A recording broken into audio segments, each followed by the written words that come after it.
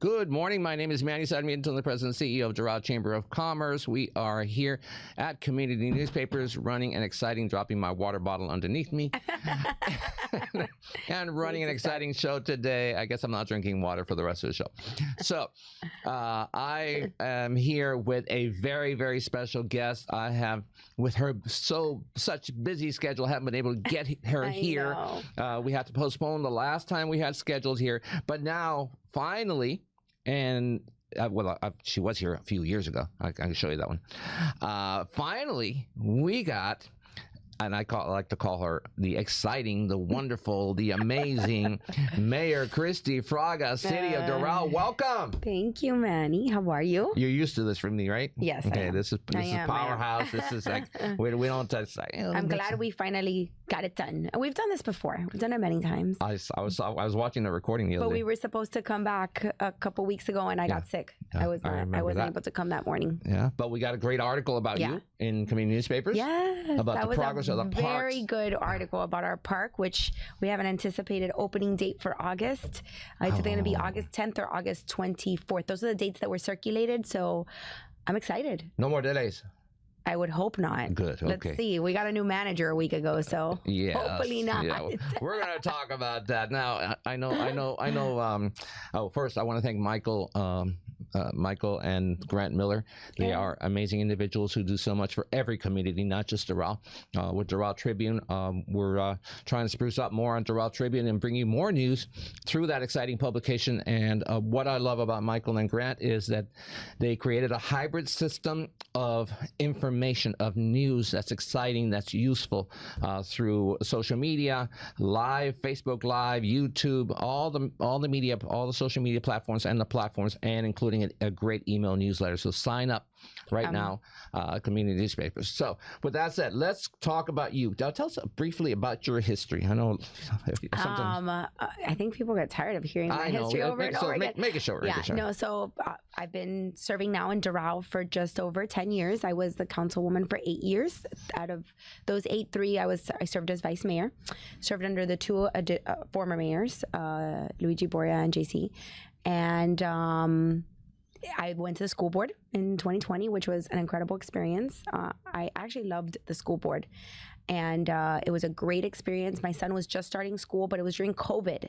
And so many parents were starting to discover education issues that I guess none of us had ever paid attention to or hadn't paid attention to in a long time. So it was an interesting time to be on the school board, but I loved it. I loved our schools. I'm still very involved in the schools. The school board member that was appointed when I decided to run for mayor, Danny Espino. He's going to be here? Yep. Yeah. I'm going to interview him today too. I got to change my tie so it looks different, like a different date and stuff. Okay.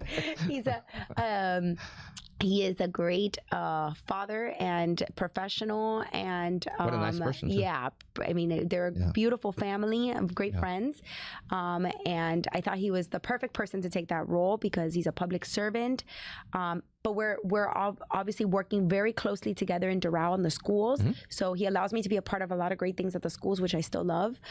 So it's a great opportunity to serve as the mayor, but have that school board experience and work with the current school board member. And he's active. We're doing our backpack drive together. We do our PTA event together, and so it's great. So it's good to have good relationships with other elected officials that we can serve together and you know, and impact the community positively. Well, don't forget the Doral Chamber and us. Carmen and I love to participate in the backpack drives. Yes, so you should participate. Absolutely. Involve us in that, please. Yes, we will. We absolutely will. Yes. Perfect. I think that's a very important part of helping our kids. And everybody thinks, oh, you're in Doral, you're in a rich city. Well, there's a lot of kids who need absolutely. And it's not just about this, about getting them excited about going back to school, creating community, you know, camaraderie. And so that's what we do. We do a big event. We give over 1,500 book bags filled with school supplies that are necessary. Like, we do a whole package, and if it's for middle school, you have a middle school package. If it's elementary, and if it's for high school. So we give like real materials that these kids need. I've seen it. It's great. Yeah. It's awesome. And then this year we're incorporating a section for teachers. So for the first time, because a lot of these book bag drives, they do it for the students. This year we're doing a section for teachers. They're going to get massages. They'll get like a little care package to take to their classrooms. So that'll be fun too. Good. Well, we have a few chamber members that can help with the massages. Maybe. So let me know what you need. Okay. We'll be glad to help. So I'm excited about the Book Bag Drive. It's July 20th. Talking about Danny really quick. Yeah. He is just got reelected.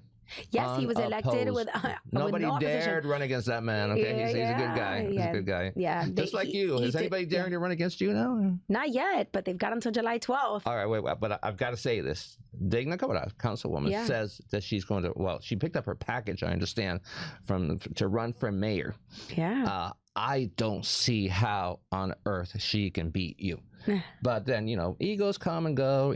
So I think it's important for the residents to have an option and to judge us on the work that we've done. Let's bring Michael Miller some controversy.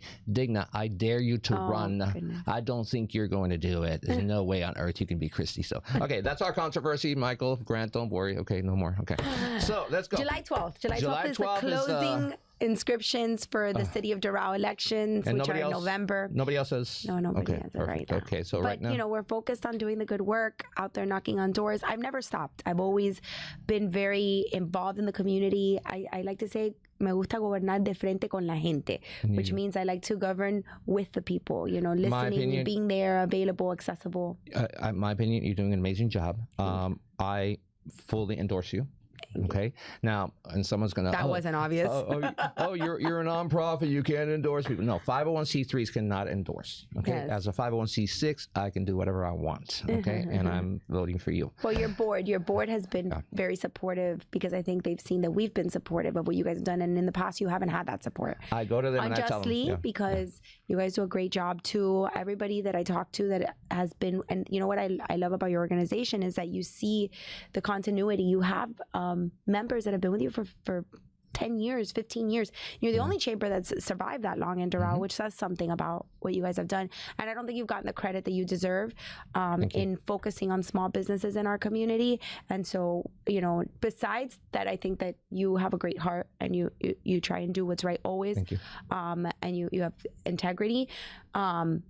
You care about the community, about the businesses in our community. I see that. And so I've always wanted to make sure that you get the credit that you deserve, but that your chamber who has invested in our community and your board members who have invested in our community, because they're all Doral businesses, Doral founded, and most of them are residents of our community, also get the credit of the time that they've put in to make the chamber successful for those small businesses in our community. What's fair is fair. And I always... Thank you. I appreciate you saying that. We can cut it now. Okay, let's go home. No, that's it. That was good. And I've been critical too, because there have been times where you came in front of the chamber, in front of the council, and had asked for support for things, and I wasn't in favor of certain things that were being asked for because I didn't think it was right. So I've been critical too. I try and be very subjective. You're fair, and you tell me to my face. That's right. Unlike the previous mayor, you tell me to my face. That's a good idea. That's not a great idea. We can support you here. Let's do it this way. Let's help our businesses that way. And we've always focused on it. But the reason that we are successful and we have survived when others have not is because we focus on the members. We focus on the community. Right. And people think, it's about the money. It's about the money. I don't make a great salary. Okay, I'll tell you that. And that's public, by the way. But one of the things that we've said sometimes is businesses come to us, I can't renew. I'm just not making it. We have a few restaurants closing. We got to get tougher. Restaurants and businesses. So we've been focused on those businesses right now, especially restaurants with Taste of Doral coming up. Yeah. So they come to us and say, we got to cancel. We can't pay. I said, no, don't pay. But we're going to help you. We're going to help you. But a commitment from you that you're going to work with me personally, and you're going to submit your promotions, and if you can make the focus, effort. Make the effort, and we can help you. Yeah. Don't worry about the money. Yeah, the business, the business climate right now, that's my background. This is what I've done for years. It's very, very tough because not only do you have product costs that have skyrocketed, especially in the restaurant industry, which is penny business already. The margins are so tight. Besides the product costs going up, rent has gone up because landlords are getting hit with the insurance increases, the property tax increases because the property values have gone up. And so it's hard. It's really hard to make that revenue stream and stay sustainable. You're constantly going through employees. I was in the business for years, so I understand how hard it could be. So I'm always looking for ways that we can help these businesses. So I want to tell you a little bit about something I did at this last legislative session in Tallahassee, and that I'm hoping we'll be able to accomplish in this legislative session, hopefully with our friends in Tallahassee, starting with the future speaker of the House, which is from Miami-Dade County. There's some good people up there. Yeah. some good people. We do up have there. good people up there. Well, with support of Brian Avila, our state senator, I sat with him last year and I said, look, I have this idea that I think could really help municipalities and local communities, even like your community. He represents Doral, but he lives in Miami Springs. I'm like, even like a community like Miami Springs that has a high tax base, you know, they have like a high millage rate. They're trying to find ways to create revenue that doesn't impact their millage rate. Doral, similarly, we have a very low millage rate, but we're kind of like stretched thin. We need new revenue sources, and I don't want to have to raise taxes. I definitely don't want to be that mayor. So I have to be innovative and find new ways to bring in a revenue stream in perpetuity. So I started to look at all the taxes that we pay as consumers. You know, as a city, the only tax we get to balance our budget, or you know, is property taxes. We also get some utility fees, franchise fees, and then the fees that we charge for like business tax receipt and building permits and code compliance, those types of things. But those are small, and it's, you know, 20-30% of our budget in comparison to what we get for property taxes. But that's it. That's how we fund our budget.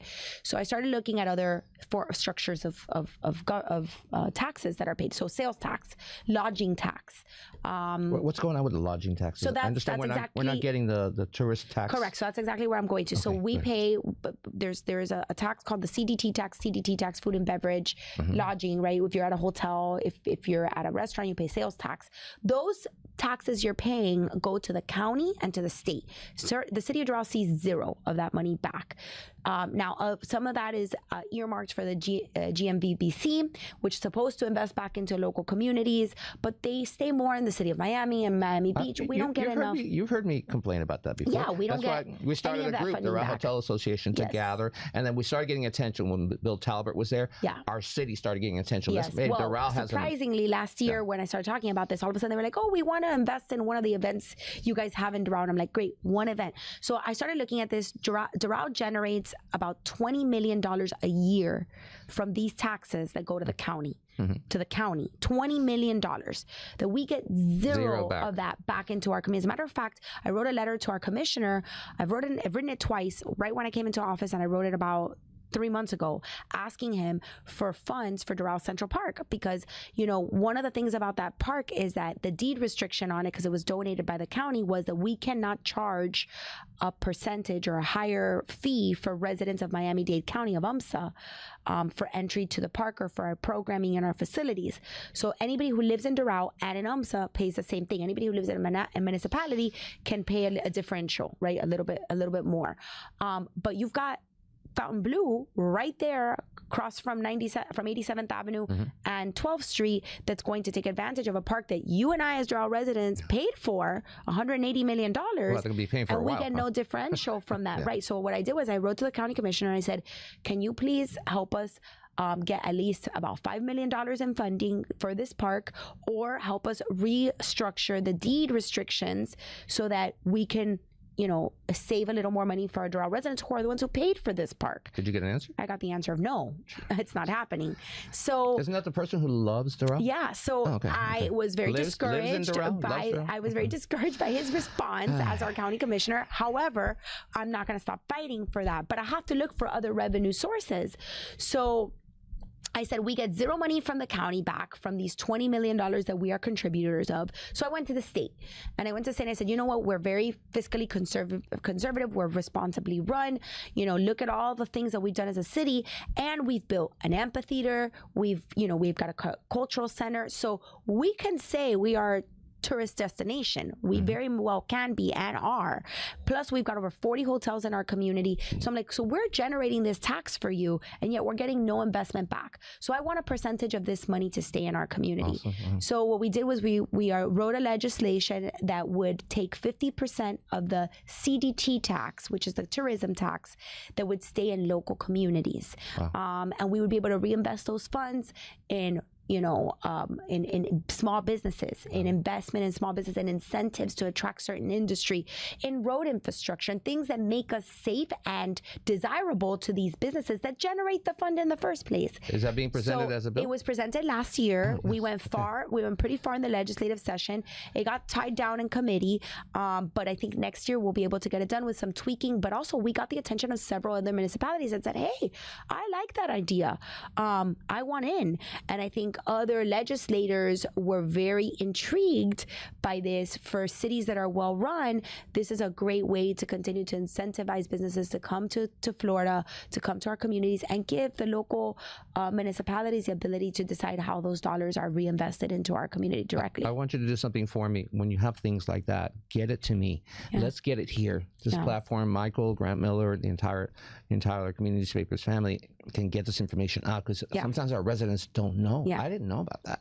Yeah, so that was something and I actually had brought this up when I was a councilwoman. We can create some campaigns, some writing campaigns, I talked about this campaigns. When I was a councilwoman. I was like, why aren't we focusing on this as a city, as a major city that's growing? Why?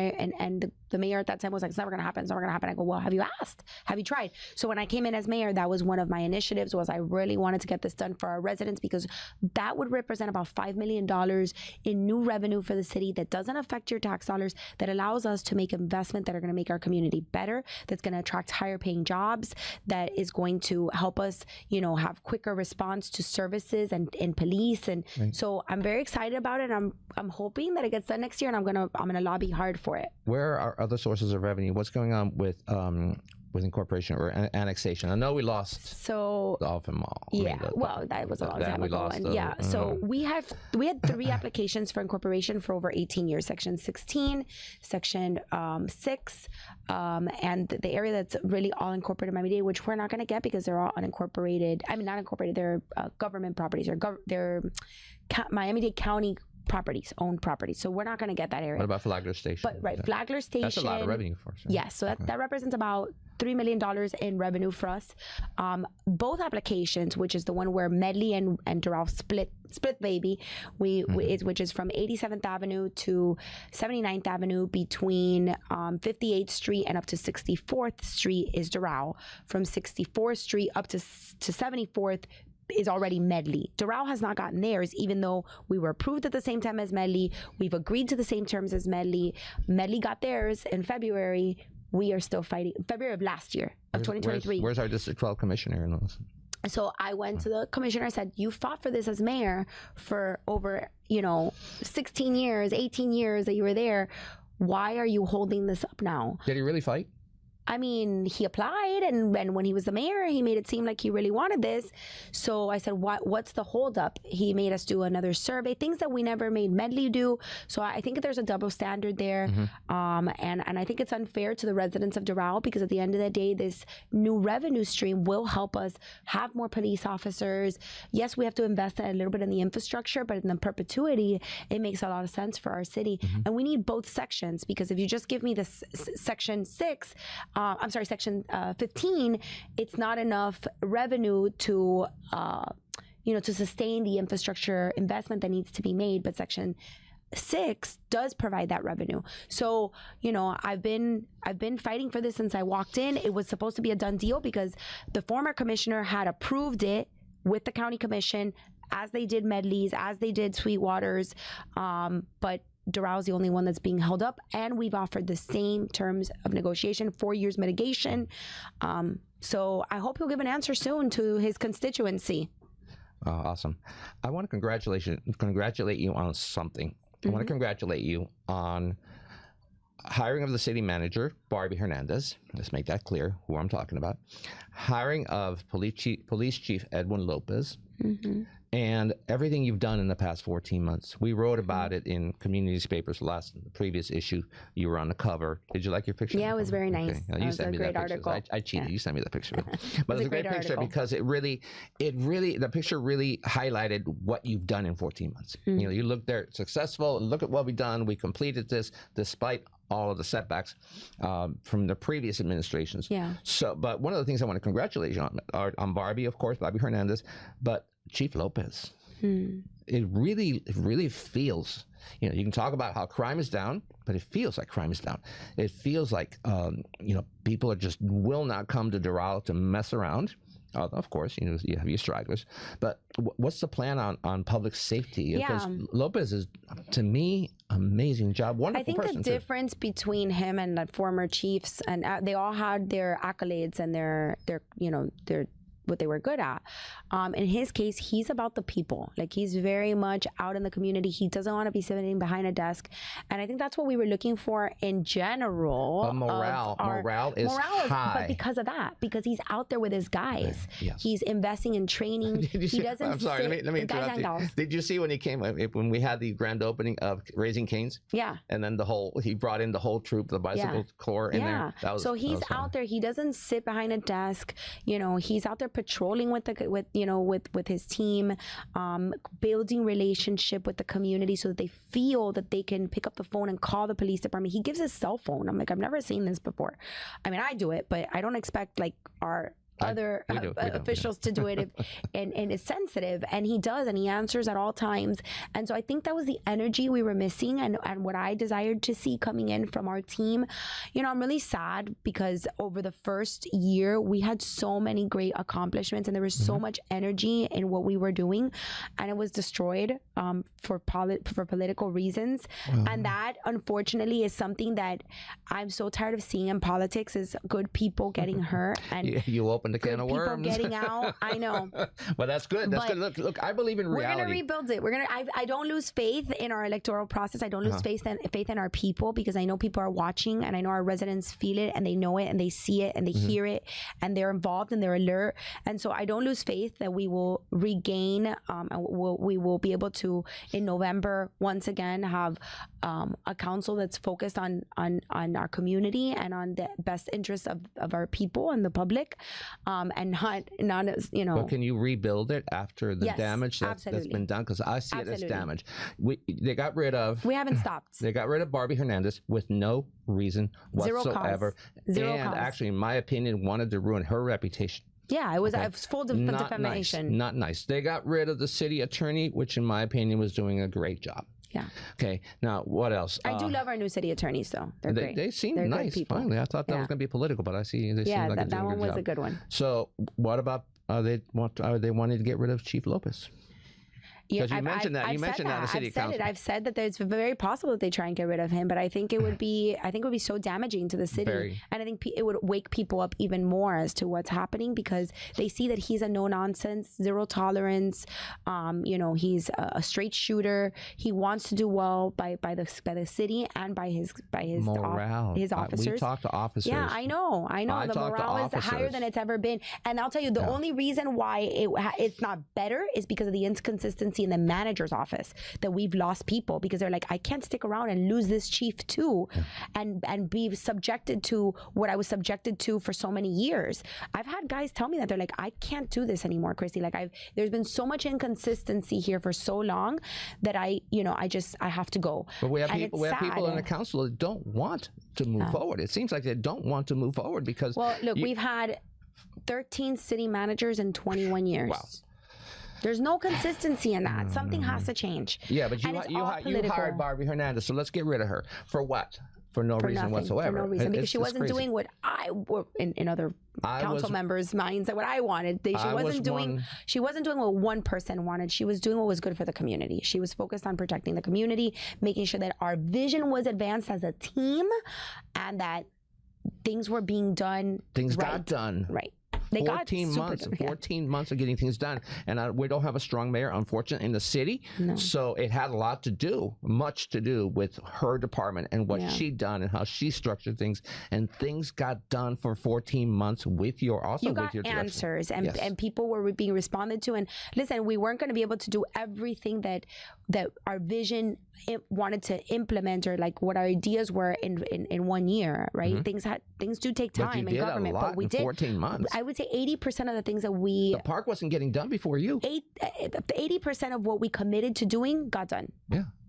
In the first year. Am I wrong? But the park wasn't getting done before you and Barbie came into the city. Not moving along. And when we got there, they wanted $10 more million. They had taken 40 out of reserve, 42 out of reserve, and I said, no, it's not happening. So we had to value engineer back. We had to make difficult decisions. The good thing, she had that experience too. She had the experience of building parks, and that was like her background. One of the main reasons why I wanted her back. She was with us at Parks Department. Yes, that initial plan, she was part of the city of Doral's Park Master Plan in 2017. I mean, she was our director for. Well, she was there for 15 years, and then she was the director, I think, for 8 or 9 of those years. So, you know, it's sad because it's good people that end up getting hurt. She's got a great position now, and it was our loss, not hers. Big loss in my opinion. It was our loss. Big loss. Yeah. All right, I want to go like this around. Go around a couple of things. What vitamins do you take? Because you're like Monday through Sunday Yes, with a family and you know a business. I'll be honest, I don't take very many vitamins. My vitamin is a Bible verse every morning to give me some center me. Yes, my faith. I'm very grounded in my faith, and I think that's the only thing that gets me through everything I deal with. Well, you just I should probably take more vitamins, but no, really, my energy comes from the great support I have in our city. I get text messages. I get beautiful text messages from our residents all the time with encouraging words and strength to keep moving forward and doing the good thing for our community. And again, I'm very grounded in my faith. My mentors are 2 incredible pastors in our community that we have a lot of great pastors in the community. I've had great relationship with, and I turn to them for discernment in many cases. So, we have some great spiritual leaders in our community in every faith. This is awesome. Yes. We have about 9 minutes to go. Yeah. So what are your plans? I've got a lot. Progress of, some of the ones you want to talk about, because I know you want to talk about some of them. So one of the things that we haven't done yet that for me was like a big deal, and I wanted it done faster. And unfortunately with all the changes, it got delayed, and we finally just approved the contract at the last meeting, was we really need to study and redo our trolley routes. To focus on better public transportation in our city. And I know a lot of people say, well, I'm not going to leave my car. It's South Florida. And I get it. But we do have a lot of people that use our trolley. Our trolley system is very highly utilized. We've added more trolleys. We just bought 8 more trolleys. But our system is just, it's completely outdated. Doesn't function. It's not efficient. And people won't take public transportation. Even our students that usually use it won't take public transportation if it's not efficient and direct. Which of the two do you like? Do you like the Spoken Hub? Somebody said so. Spoken Hub would be great, but we don't have a hub. So we need to build a hub, or we need to build a public works station, and we don't have one. So, and we don't have land. So that's another thing. We need to land bank as a city. We need to buy land. We didn't do that. I had talked about that when I was a councilwoman. It never got done. We have no land left as a city. So that's a big problem for us. But I think that a grid system is going to be the most efficient system. If you can understand it. It's hard to understand the trolley. Right now it is, because you've got 4 routes that the only one that makes sense is the FIU route, which is direct on 107th Avenue, which I created when I was a councilwoman. So my goal is to replicate that and do that throughout the entire city. By the way, IKEA contacted me and I said, okay, I'll get you together with the mayor. They want to stop at IKEA. It's outside of Doral, so we can't do that. I know. But what I was able to get approved with the FIU route was because it was for higher education. It's a direct route. It was great. We call it Connecting the Final Mile. So we were able to get it approved to go outside of our city boundaries to FIU for that purpose. So it does make a stop, and it makes a stop even where the residents are for the students, because we bring them into the city to work, to consume. So it had lots of check boxes that it met for the TPO to be able to meet those qualifications to leave our city. Because remember, it's all funded by CITT funds. So you have to stay within your jurisdiction. CITT? Those are the Citizen Independent Transit, Transportation.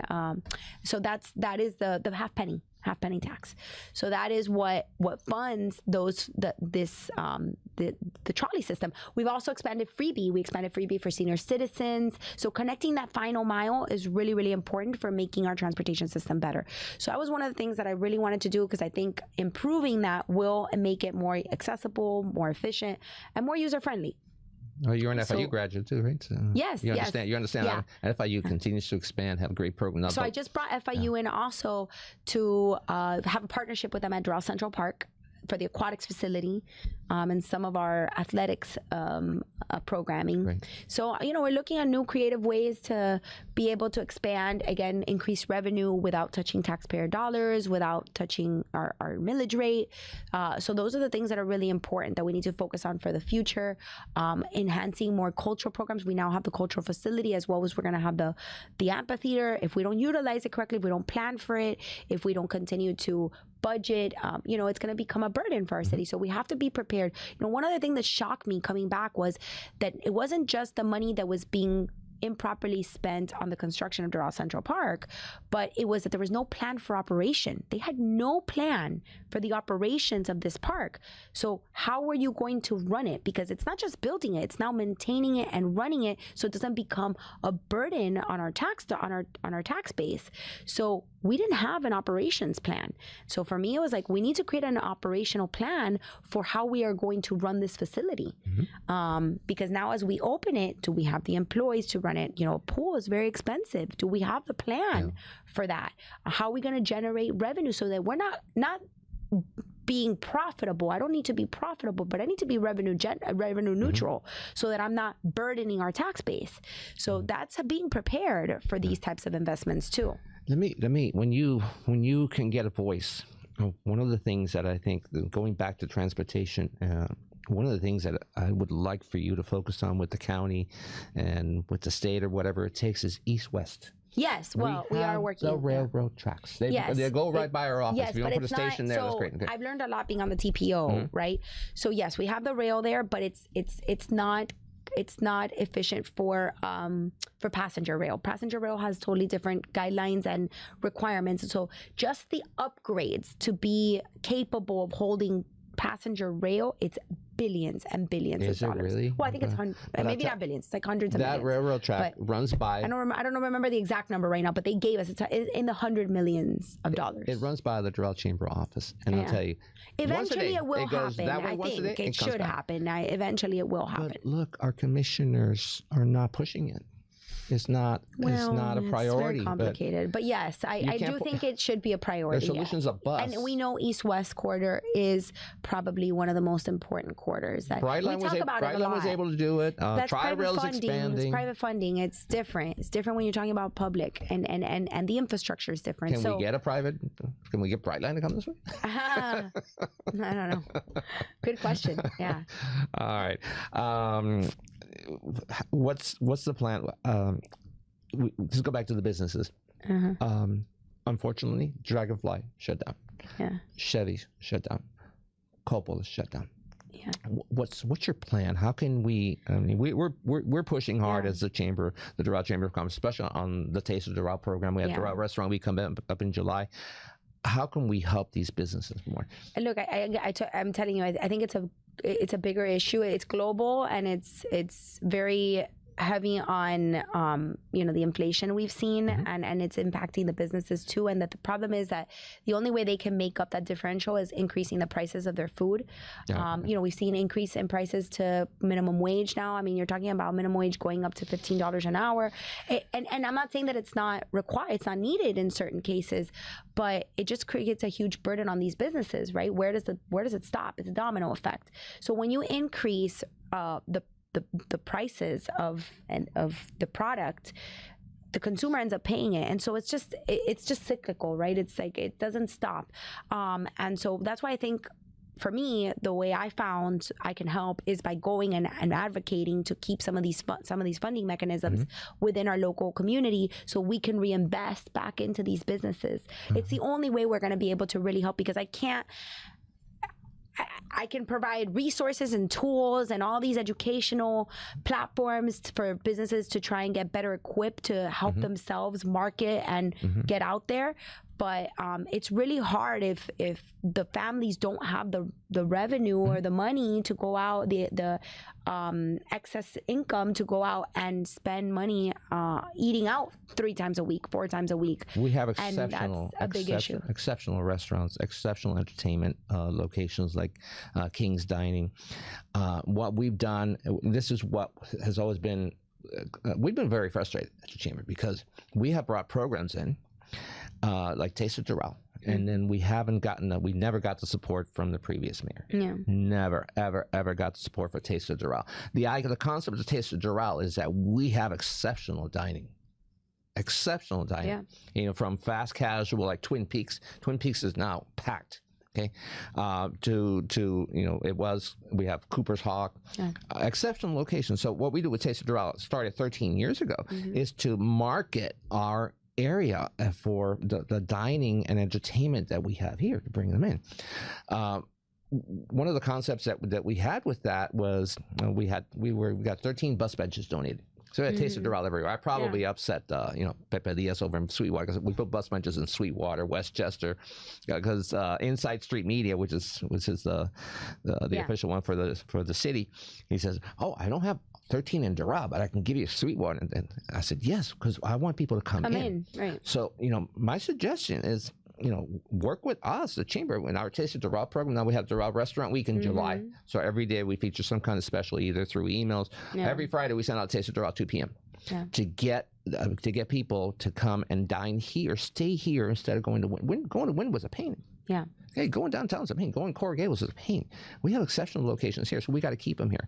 I want to ask you for your support with Taste of Doral. Let's get this program running. I've always supported it. I think it's great. Yeah, definitely. And I think that those are the type of programs that we have to try and expose more, so people come in. But it still doesn't fix the issue of that most people don't have the disposable income to go out and eat every single day, or to go out. And unfortunately, these businesses, the biggest problem is they need to be packed every day to be able to meet these rents. Yeah.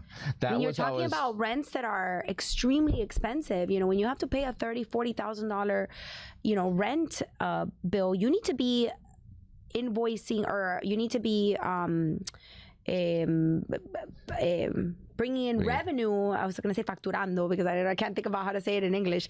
You need to be bringing in at least $1 million in sales a month. That was a big complaint. City Place is an exceptional place, so it's packed on Friday, Saturday, and Sunday.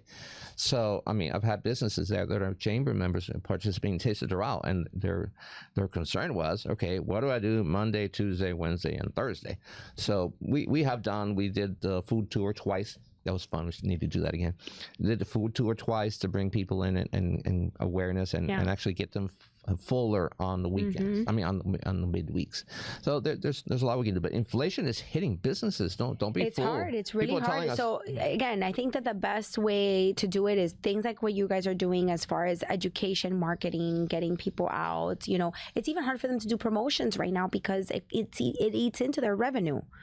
It doesn't when you're a chamber member. No, I know what I'm saying. Not like marketing. I'm talking about like promotions in their meals. So like, okay, I'm gonna do a lunch special for $12. It's hard because maybe that plate that they're charging $12 for cost them $10 to actually produce, or to between the food costs, the labor costs, and whatever it is, their operational costs, because you have to think about that too. If they're charging $12 and it's $10, it's let's give these restaurants a lesson here. The highest cost you have is cost of acquiring a customer the first time. Yeah. Which is where our programs can help, because you got to get people in the door. When we have an event, like we had a 107 Steak and Bar. See, those I think are great. I think the events that you do at locations that bring people in and they get to try it and they get to see the place for the first time, like the networking events at these locations, some people will learn about an establishment that they didn't know about. But the business owners have to open their mind. Yes, because I have to negotiate a price for me to do an event. I have to negotiate a price. Yeah. We have to make a profit.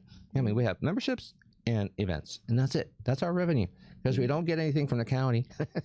The city, getting money from the city has been a challenge until you came. So, we tell people, okay, look, what you have to do, we have to negotiate the prices. And I go to a restaurant and say, okay, I'll pay you this amount, max, tax, tip, gratuity. Don't give me the 22 plus. Okay, and I will bring people in. It should be an exchange. Yeah, but they don't do it. It should be and for those I think are valuable. If I was still in the restaurant business, for me that would be a valuable exchange. As you bring in all these people, I'll give you the product and the location. Thank you. And now they get to try it for the first time. Business lesson of the day. Okay. Yeah, and it's a less cost than because it's product costs. You've been there when almost at every one of those lunches and breakfasts. I make yes. How many people are here for the first time? For the first time, and it's always more than half, right? I'm one of them that I may have not made it there yet, and if I have to go for an event, that I'm like, oh wow, I hadn't come yet, and maybe I want to and make it, but we're creatures of habit too. You've been right? there at Casa Cuba. You've been there at 107 with us. I'm a creature of habit in many cases, and so like when I'm at the end of the day, I'm tired. I just want to eat, and I know I want good food, and I'm gonna get what I already know. I go to the places I know. I go to where I know, where I'm comfortable, because I'm gonna go there and I'm gonna order food and I'm gonna get exactly what I expect. I don't want to have to think about, oh my God, am I gonna like this? Am I not gonna like this? So sometimes, as creatures of habits, we don't get out of our comfort zone. So I'm like that. So it's important to give people the opportunity to get out of their comfort zone without knowing, or in a case where they must do it. And so I'm a big believer in when businesses want to promote themselves, use your location, especially if you're brick and mortar, to get people in the door for the first time through those types of events. It's, like I said, to repeat, it's the highest cost for a business is getting a customer acquisition. In for the first time. For the first time. Yeah. And then you have to retain them.